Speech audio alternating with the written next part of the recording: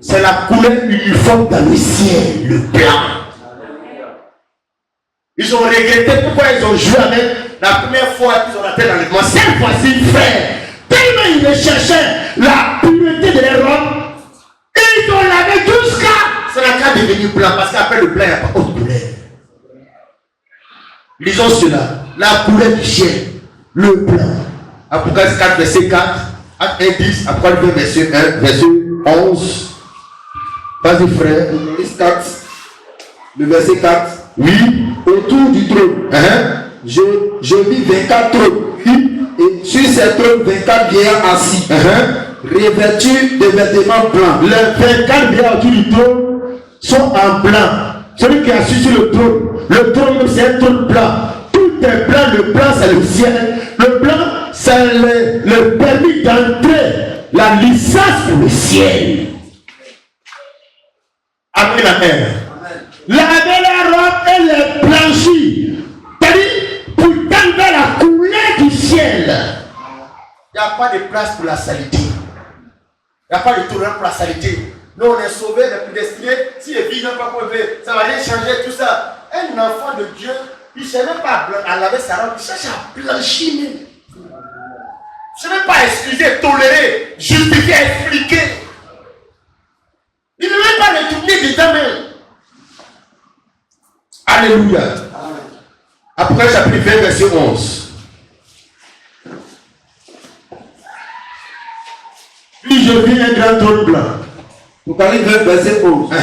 Puis je vis un grand trône blanc. Et celui qui était assis dessus, oui. La terre et le ciel, oui. Fut devant sa face. C'est ça. Et il ne fut plus trouvé de place pour eux. C'est ça. Et je vis les morts. Et je vis les morts, les grands et les petits. C'est ça. Ils se tenaient devant le trône. Des livres furent ouverts. Oui. Et un livre fut ouvert. C'est ça. Celui qui est le livre de vie. Vous avez mentionné le trône blanc. Les 24 vieillards sont bien en blanc. Pour dire tout ce qui en rapport le ciel est en blanc. Matthieu 17, que le Seigneur Jésus sur la montagne a été transfiguré. Il a été transfiguré pour être la couleur de l'uniforme au ciel. Les gens ont vu que son habit était blanc, dit c'était blancheur. Pour dire que ceux qui vont aller au ciel, là, dans l'enlèvement, là, que je dis les peuples là, c'est eux qui aspirent à cette blancheur morale et spirituelle. Apocalypse chapitre 17, verset 2. Verset 1 à 2. 6 jours après, Jésus prit avec lui Pierre, Jacques et Jean, son frère, et les conduisit à l'éducation haute montagne. Il fut transfiguré devant eux, son visage resplendiait comme le soleil et ses vêtements devinrent blancs comme la lumière. Jésus a été transfiguré, il n'était plus dans l'état où il était un homme à Jérusalem ou bien à Bethléem. Il était dans la théophanie, dans l'état spirituel où on sera au ciel. Quand ils ont passé, avant de monter au ciel, ils ont vu sa couleur de peau, son visage, la couleur de son habit. Mais quand il a été transfiguré devant eux, le même Jésus sur différents aspects, la Bible fut transfigurée devant eux, son visage resplendiait comme le soleil et ses vêtements devenaient blancs comme la lumière. Même vêtements, il a pu monter les hommes, ont mis la couleur. Mais après qu'ils ont vu la couleur qui est là-bas, frère, c'est pour dire un enfant de Dieu, quand il tombe dans le péché, automatiquement, il est conscient et puis il est mal à l'aise. Parce que ce n'est pas sa nature. Ça le dérange. Quand nous-mêmes, on porte un habit sale. Toi-même, quand tu portes un habit sale qui sent, si ça sent sueur, tu as une sauce graine, puis ça tache dessus. Même petite tache là, ça te met mal à l'aise parce que dans ta couleur, tout est blanc, hein, mais la petite tache jaune de sauce graine là, tu sens que ça dégrade tout le blanc de l'habit. Frère, ne tolérons pas cette légèreté de nos vies, n'excusons pas. Aspire à la blancheur dans ta relation avec le Seigneur. Aspire à la blancheur dans la relation avec les gens. Le blanc, c'est le ciel, mais le blanc aussi, c'est la paix. Comme on voit ici les couleurs blanches, la couleur blanche. Et la Bible, soyez en paix avec tous, si cela ne dépend de vous. Un enfant de sa couleur, c'est le blanc, c'est la paix, c'est le ciel. Quand il y a une tache dessus, il remarque ça automatiquement. Alléluia. Mais si c'est la couleur sombre, quand il y a tache, tu ne t'en rends pas pour un enfant de Dieu. Ah, il sait que la couleur du ciel, une forme du ciel, mais c'est le blanc. Lave ta robe, frère. Il a dit heureux ceux qui lavent les robes. On entend dire que forcément tu vas salir ta robe.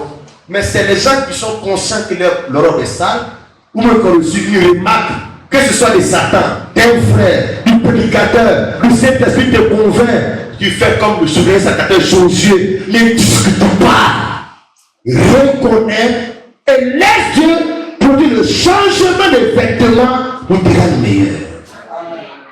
Alléluia. Gloire au Seigneur. Je termine avec ce passage de conclusion de Ecclésiaste chapitre 9, verset 8. Ecclésiaste 9, verset 8.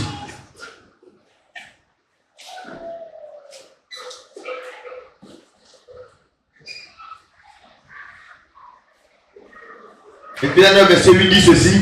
Quand tout temps tes vêtements soient blancs et que l'huile ne manque point sur ta tête. Quand tout temps, en tout temps de lui, tout le temps, tous les jours. Parce que nous les religieux, c'est le dimanche seulement qu'on a un cœur qui est blanc. Notre relation avec Dieu, c'est là que c'est la couleur blanche. Après le dimanche, c'est autre couleur. Notre comportement est autre couleur. Mais dimanche, c'est là que c'est blanc.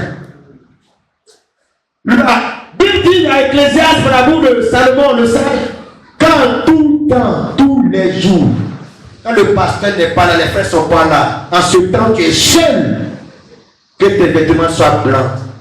Ne salis pas ça avec les publicités, avec quelqu'un qui veut coucher avec toi, pendant que ce n'est pas ton partenaire de mariage. En ce jour-là, que tes vêtements soient la responsabilité de garder ça blanc.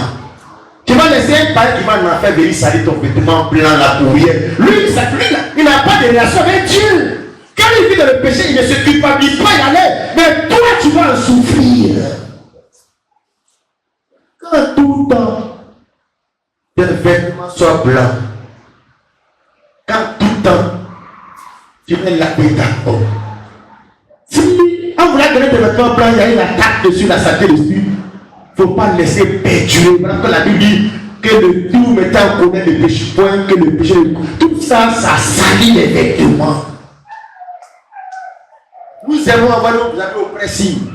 Mieux, le monsieur repasse, il met dans les sachets. Quand tu enlèves ton habit, quand tu enlèves, tu veux porter, il semble que c'est parfumé, il a lavé propre. C'est ça, ça. On doit aspirer dans notre marche avec Dieu, dans notre relation avec les gens.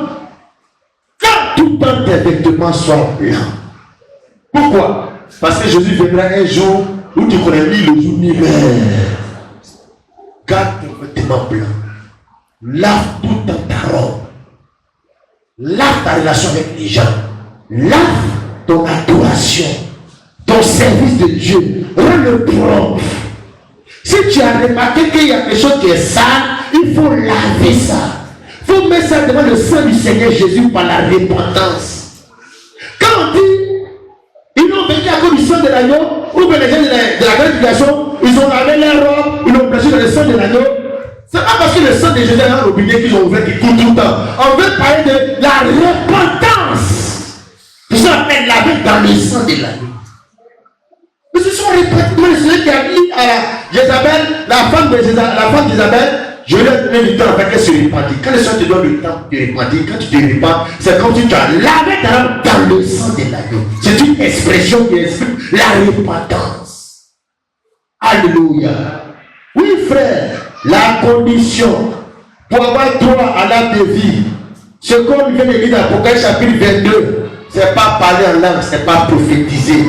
Apocalypse 22, je lis pour toi le message parce qu'on a commencé, cela va terminer. Apocalypse 22, verset 12, Jésus dit, voici je viens bientôt.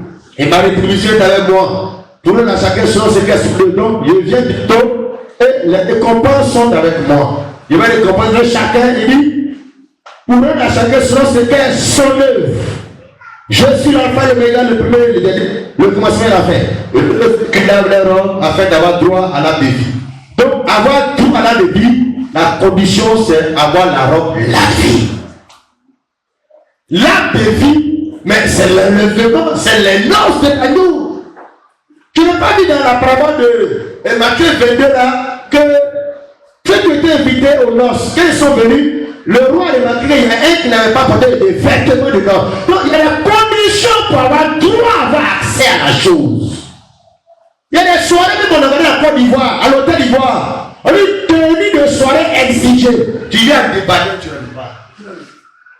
Même il y a des cérémonies, des événements ici, la tenue est exigée. Tu qui n'as pas costume, tu vas aller, même s'il faut aller demander à quelqu'un, tu vas le faire si tu ne prépares la cérémonie. Oui, frère, pour avoir droit à la vie, il faut laver sa robe. Donc il faut être propre, il faut te sanctifier, il faut te purifier, il faut te débarrasser de tout ça de souillure. Et là, ce que la robe a fait d'avoir droit à la vie et d'entrer par les portes dans la vie. Est-ce qu'ils n'ont pas les yeux qui prophétisent, ceux qui parlent là? La Bible parle même dit que les langues cesseront. Les dons spirituels cesseront. Alléluia. Gloire au Seigneur Jésus. Devant les chiens, les enchanteurs, les impudiques, les meurtriers, les idolâtres, et quiconque aime pratique le mensonge, moi, Jésus, j'envoie mon âme pour attester ces choses dans les églises. Donc, dans les églises là, il y a ceux qui aiment et pratiquent le mensonge, il y a les idolâtres, les meurtriers, les impudiques, les enchanteurs, les chiens. Tout ça, c'est dans les églises aujourd'hui. Les PD, on ferait malades, homosexuels dans les églises, sorcellerie, tout ça, c'est les pasteurs magiciens. Tout ça, là, c'est dans les églises, ça y est. Vous pouvez chez les enchanteurs. Enchanteur, c'est magicien. On ne parle pas des situations au village, hein. Dans nos églises aujourd'hui, tous ces prophètes qui promettent par esprit de divination de Python, là, qu'il a appelé prophétie, là, c'est l'enchantement, la divination. Lavons nos robes, bien mes frères. On n'est pas en compétition des ministères d'assembler avec les gens. Tu es en compétition avec toi-même et avec le Seigneur. Amen. Lave ta robe. Si ton frère n'est pas là, sa robe, ça c'est sa robe. Toi, il faut laver ta robe. Toi, il faut te repentir. Toi, il faut faire le de Dieu. Toi, il faut faire ce que Dieu attend de toi. Alléluia. Amen. Je termine avec 1 Corinthiens 1, 2. 1 Corinthiens 1, verset 2. Paul dit ceci aux Corinthiens. Donc, depuis dans les lettres que Paul adressait aux chrétiens de Corinthe, voilà ce qu'il prêchait comme message. 1 Corinthiens 1, le verset 1 à 2. Vas-y, Paul. Oui. Appelé à être apôtre de Jésus-Christ. Par la volonté de Dieu. Oui. Et le frère Sostène. À l'église de Dieu qui est à Corinthe. Oui. À ceux qui ont été sanctifiés en Jésus-Christ. Oui. Saints. Oui. Par vocation. Et à tous ceux qui invoquent. Oui. En quelque lieu que ce soit. Oui. Le nom de notre Seigneur Jésus-Christ. Oui. Leur Seigneur est le nom. Tu peux t'arrêter là. Je vais lire dans ma version. Il a dit. Paul appelé à être apôtre de Jésus-Christ par la volonté de Dieu et le frère Sostène. Donc un vrai serviteur de Dieu appelé par le Seigneur, quand il prêche son ministère, quel est le but final de son ministère? Ce que Paul exprime là. Il, à l'église de Dieu qui est à Corinthe, il s'adresse, parce qu'il est apôtre et serviteur à l'église, aux chrétiens de Corinthe, à l'église de Dieu qui est à Corinthe, figure, à ceux qui ont été sanctifiés en Jésus-Christ. Qui ont été, ça veut dire c'est déjà fait, ça c'est leur position qui ne peut pas perdre. Ceux qui ont été sanctifiés en Jésus-Christ figurent appelés à être saints. C'est-à-dire quelqu'un qui est sanctifié par rapport à la position du salut, oh, il est appelé à être encore ce qu'il est déjà. C'est-à-dire il aspire à la sainteté qu'il est déjà. Il est sanctifié, mais lui-même est encore saint encore. C'est une aspiration qui ne s'arrête pas. Paul appelé à être apôtre de Jésus-Christ par la volonté de Dieu et le frère Sostène. La lettre est adressée à l'église de Dieu qui est à Corinthe, à ceux qui ont été sanctifiés en Jésus-Christ, figure, appelés à être saints, et à tous ceux qui invoquent en quelque lieu que ce soit le nom de notre Seigneur Jésus-Christ, leur Seigneur est nous. Tu as été sauvé par le Seigneur. C'est ça qui est sanctifié, justifié, lavé. Chaque jour, le Saint-Esprit va t'appeler encore à être saint, donc à te sanctifier encore. La Bible dit que celui qui est impur soit encore impur, mais que celui qui est pur se purifie encore. Alléluia. Donc la sanctification, c'est un état perpétuel, aspiration perpétuelle. Ce n'est pas une position seulement, c'est une aspiration perpétuelle pour l'enfant de Dieu sur la terre, jusqu'à ce qu'il quitte ce monde. Alléluia. Oui, frère. Ta vie de prière peut avoir un coût. Ton argent peut avoir un beaucoup de mais ça diminue. Mais ce qui doit être perpétuellement ton aspiration, c'est que tu sais que tu es appelé. Dieu t'appelle toujours. Dieu t'évite toujours. Dieu te pêche toujours. Quand le culte est fini, l'Esprit de Dieu conduit de t'appeler à la sainteté. Quand même tu as été animé de colère et puis tu as fait bafou, tu as fait clash là. Il y a une fois qu'il t'appelle à la sainteté, à ne pas faire ça là. Il ne sent pas. Ce n'est pas tout le monde qui est appelé à être saint. Il n'y a que ceux qui ont été sanctifiés en Jésus-Christ. Donc la Bible, ça ne s'adresse pas à tous les hommes, mais à ces gens-là qui ont leur position et qui ont leur aspiration continuelle dans la vie. C'est ceux-là, quand les robes est sale là, on les appelle à laver les robes et c'est devenu heureux ceux qui lavent les robes. Parce que les appels, c'est la sécurité. Les appels, c'est à être saint. C'est les appels, c'est les ministères, c'est les vocations, c'est les statuts dans ce monde. Alléluia. Alors comment tu peux vivre comme les autres qui ne sont pas appelés à être saints? Comment tu peux marcher comme les autres qui ne sont pas sanctifiés en Jésus-Christ? Un enfant de Dieu se met en colère, mais c'est quelqu'un qui a été sanctifié en Jésus, il exprime sa colère comme un saint exprime sa colère. Là, quand la Bible parle de l'assemblée des saints, quand on dit saint, on ne veut pas dire quelqu'un qui ne pêche jamais. Non. Saint, c'est la position. Mais tu aspires toujours à ce qui tend de la blancheur morale du Seigneur. Amen.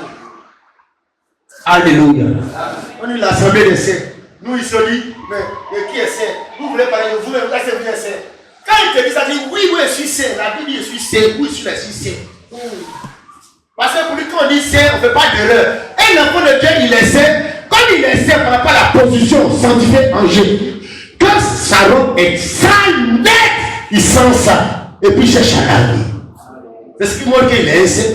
Un saint, n'a pas dit qu'il ne pêche pas, mais quand il pêche comme David, qui a commis un maître adultère avec la femme de Bathsheba, Dieu te paie directement son Nathan. Le Nathan vient pour lui convaincre de péché. Le Saint-Esprit rentre en scène pour te convaincre de péché. C'est que tu as fait là, ça ne plaît pas à Dieu. Est-ce qu'il fait sa position de Dieu? Mais il sait que l'Esprit de Dieu est attristé. Quand l'Esprit de Dieu est attristé, l'Esprit de Dieu même rend ton cœur triste, toi-même ton cœur triste. Ton cœur n'est pas content de ce qui t'est arrivé. Pas pour ce qu'on t'a fait, mais pour ce que la personne vient de te faire quelque chose qui a sali ta robe. Alléluia. Gloire au Seigneur. Ceux qui sont saints sont appelés à être saints. Ils ont été sanctifiés, Jésus c'est déjà fait. Ils sont appelés à être encore dans les jours, avec des années à venir, à être saints. À tous ceux qui invoquent en quelque lieu ce soir, le Seigneur Jésus-Christ, le Seigneur de l'eau. Donc c'est les synonymes. Les mêmes personnes à qui s'adressent à c'est eux qui les noms comme ça. C'est les différentes appellations de ceux qui croient en Jésus. À l'église de Dieu qui est à Corinthe, virgule, à ceux qui ont été sanctifiés en Jésus-Christ, ils ne sont pas à Corinthe. Appelés à tous ceux qui invoquent en quelque lieu que ce soit le nom de Seigneur Jésus-Christ, le Seigneur est de l'eau. Tous ceux-là, ils sont sanctifiés, ils sont appelés à essayer. Tout vrai pasteur comme l'apôtre Paul doit montrer aux gens leur position de sanctifiés en Jésus et les appeler à être encore. Les inviter encore. Alléluia. Donc, quand nous péchons, il y a des péchés à confesser, il y a des péchés qu'on ne confesse pas. Le péché qui nous éloigne de Dieu, c'est le fait de ne pas croire en Jésus. Le péché qui peut t'amener en affaire, c'est le fait que tu ne crois pas en Jésus. Dis l'Écriture. Nous, on a cru en Jésus, ce péché-là qui peut nous amener en affaire des esprits. Donc, on n'a pas ce péché à confesser encore à Dieu. Ce qui fait qu'on a appelé à essayer, c'est parce qu'on est une société où on vient à les gens. Où on va parler aux gens. Où le anti-drogue, le policier, va vouloir te. Pendant que tu as tous tes papiers, il va vouloir venir et te raqueter, puis ça va chauffer ton cœur là. C'est ça qui fait que nous sommes appelés à essayer. À nous maîtriser, à supporter. Si on n'a pas pu se supporter, on a décalé à confesser ça, à nous répandre ça. Ou un frère, On ne confesse plus le péché qui nous éloigne de Dieu, puisque maintenant nous sommes sanctifiés, sauvés en Jésus. Ce péché clairement l'a fait des esprits, mais le péché qui salit la robe. C'est-à-dire, on ne perd pas la robe. Mais quand la robe est sale, tu es triste, tu es malheureux. La repentance, c'est pour laver cette robe-là. Si tu as péché envers Dieu, repends-toi envers Dieu. C'est comme le parler en langue. Comme Paul a dit, si ce n'est pas pour étudier l'église là, il faut parler à Dieu, toi seul, ça peut être un toi et puis Dieu. Si tu as fait un péché dans l'église, devant l'église, ça a brisé le cœur de l'église, mais tu te répands devant l'église. Si c'est nous tous même l'église, on a fait des bêtises devant le Seigneur, on se répand. Mais si c'est quelque chose de entre toi et puis Dieu, entre toi et puis ton frère, tu te répands parce que ça ne concerne pas. C'est comme le parler la langue. Ça ne concerne pas la langue, entre toi et puis Dieu seul. Si tu parles dans l'église, c'est que ça concerne, on doit interpréter pour nous tous. Si c'est une confession qui nous concerne, là tu viens confesser ça ici dans l'assemblée. Si tu as bouffé l'argent de l'église, si tu as, voilà, quelque chose qui engage l'église, là tu confesses devant l'église et l'église te pardonne pour ce que tu as fait concerne l'assemblée. Mais à ton frère, comme Paul a dit, confessez-vous les uns les autres, pardonnez-vous les uns les autres, parce que dans nos relations mutuelles, on peut se blesser entre eux. Si j'ai blessé Madame Kwame, mais je vais faire, vraiment, moi chérie, à la maison ici, là-bas, ce que j'ai fait, je n'aurais pas dû dire ça. Et puis je reste à la maison avec elle. Mais si à l'église ici, il a posé un comportement où j'ai crié sur Madame Kwame devant toute l'église, et puis l'église a été affectée, donc, le pasteur de pas sur sa femme, tout ça. Là, je dois lui demander pardon, mais devant vous, parce que vous avez été fragilisé. Voilà, mais si c'est à la maison, là je le fais parce que ça, vous n'êtes pas concerné. Vous voyez un peu, c'est comme ça qu'on lave les robes. Tu regardes là où, même si c'est un musulman, dans ton entourage, au travail, même dans ton quartier, mais si c'est un musulman, c'est comme Satan qui a accusé Josué. Mais tu vas mettre ta relation avec cet homme-là parce que c'est ton prochain, la Bible dit tu dois aimer ton prochain comme toi-même. Aimez vos ennemis, ne maudissez pas. Donc tu dois aussi permettre que son cœur aussi soit content parce qu'il ne peut pas te frustrer comme cela. C'est un temps que tu fais comme ça au but inutilement. Frère, c'est ça la sanctification et laver ça. Dans le message, il y a une catégorie de personnes qui croient que les païens c'est un païen. Non, on s'en fout. Les Gédions là, les obéis à Kodjo là. Qu'est-ce qu'ils font? Ils croient que quand Dieu a donné un message du pays d'Égypte, c'est les païens, les Égyptiens, c'est les incirconcis aussi. Donc Dieu faisait qu'ils ont pris tous les richesses des pays des Égyptiens pour partir. Quand les enfants d'Israël ont fait la guerre, quand ils font la guerre, les peuples ennemis, les incirconcis là, on tue les gens, on prend les femmes, on prend les richesses, on s'en va. C'est ça le problème de mélanger les dispensations.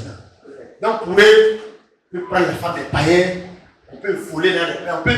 Un païen, s'il a fait victoire à un païen, pour lui ça fait rien parce que c'est un païen. Mais c'est pourquoi la Bible dit que nous sommes la lumière du monde, le ciel de la terre. Parce que nous sommes la lumière pour éclairer les gens. Parce que nous-mêmes, on n'est pas des chrétiens, on était dans les païens. On était des incirconcis. Le Seigneur nous a gagné au travers des prédicateurs aussi, les témoignages aussi. Ouais, frère, le païen, c'est quelque chose que quelqu'un a gagné. Tu as une mission avec ce monsieur-là. Comme la Bible ici, un chrétien a marié un non-croyant. Donc c'est un païen. Que ces femmes-là, avec les conduites, peuvent les gagner sans parler. Donc c'est quelqu'un à gagner. Si c'est ton mari, si c'est ton voisin, si c'est ta cousine, si c'est ton patron, c'est quelqu'un à gagner avec quoi? Sans parole, mais avec ta conduite. Mais tu es un voleur escroc. Si tu es un chrétien, que tu es un maçon, et tu es un menuisier, mais quand tu donnes le chantier, on te donne l'avance. Mais souvent, vous voyez, il y a des métiers là. Depuis on est petit, on a l'impression que, et tous sont comme ça. Papa et Salomon, il est couturier. On ne sait pas si c'est quoi. Les hommes de métier, plombier, menuisier, tu vas les donner avance. L'avance, c'est un but de motivation. Pour que le gars ait les moyens pour commencer le travail. Mais quand tu donnes l'avance, c'est comme si tu as gâté. Il prend ton argent, il ne fait pas le travail. Il va chauffer ton cœur, tout ça chaud. Donc, mutuellement, on se dit que c'est comme ça les gens font. Et maintenant, on se dit que si on tombe chez un chrétien, comme la parole de Dieu est là, il sera un couturier menuisier différent. Mais souvent, on continue encore dans ces habitudes de générosité-là. Non, ce n'est pas normal.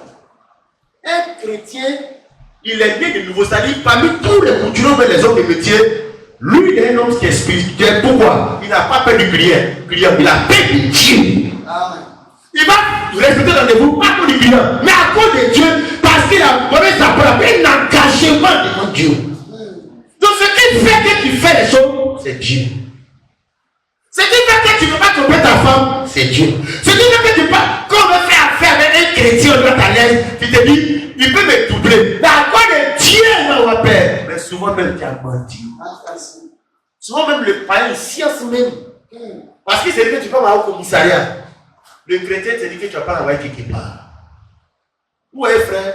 Non, on doit laver nos robes. C'est-à-dire, on doit remettre Dieu dans sa place et être les meilleurs dans la société. Être les meilleures personnes dans la société. Être les bons exemples dans la société. Pourquoi? C'est en cela que tu attends d'être la lumière de ce monde. Montrer, frère, que toi, Jésus t'a sauvé, il t'a lavé, il t'a sanctifié, et que tu es appelé dans ton métier à être saint. Amen. Tu es appelé à être mécanicien sanctifié à telle vie. Quand le gars même, il a pressé de venir de faire sa moto, parce que le monsieur là, il y a un appel dans son cœur à être certain, à faire correctement le travail. Amen. On a perdu ces valeurs-là. Que le nom du Seigneur soit béni, frère.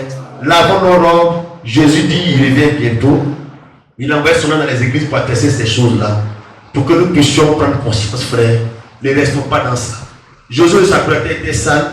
Il n'est pas resté dans ça. Avec humilité.